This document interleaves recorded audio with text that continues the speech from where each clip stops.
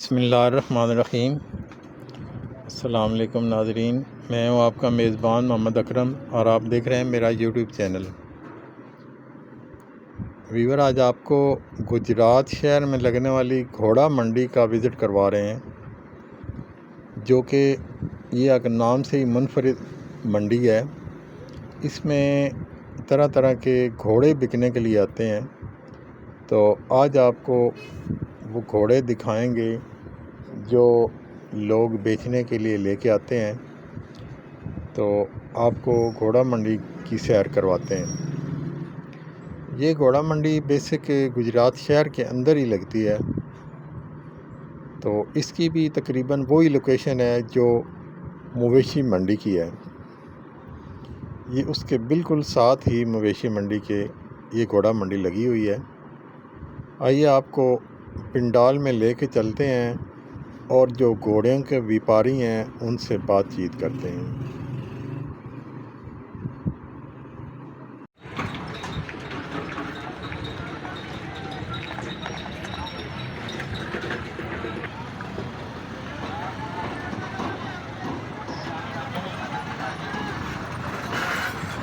ये कितने पैसे थे घोड़े थे?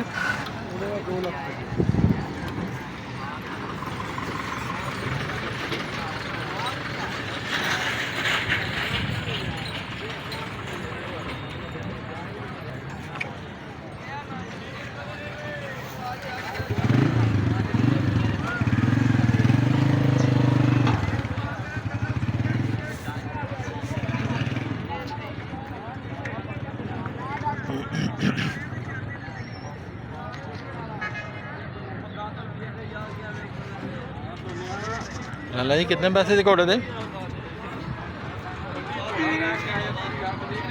कितने पैसे थे? कितने पैसे थे? 2 लाख।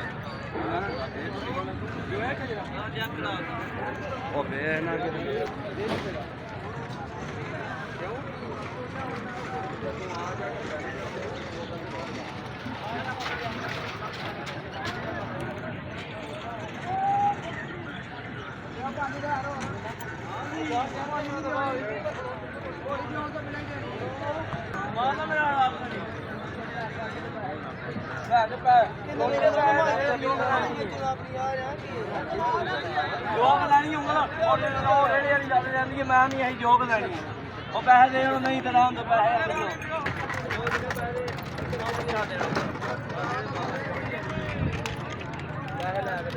उधर लैक जा पैसे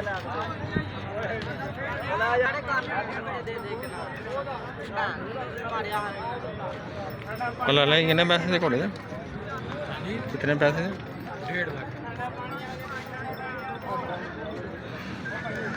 1.5 लाख रुपए का घोड़ा थे।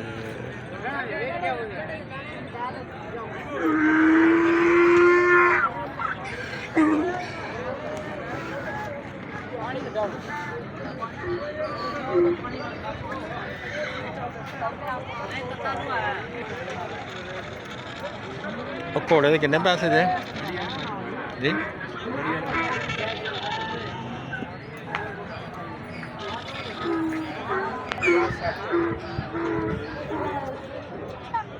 कितने पैसे लाला जी घोड़े थे? कितने पैसे? 3 लाख रुपए का घोड़ा जी। कैमरा ना करियो, तो गल दस देने यूट्यूब पे चढ़। हाँ जी।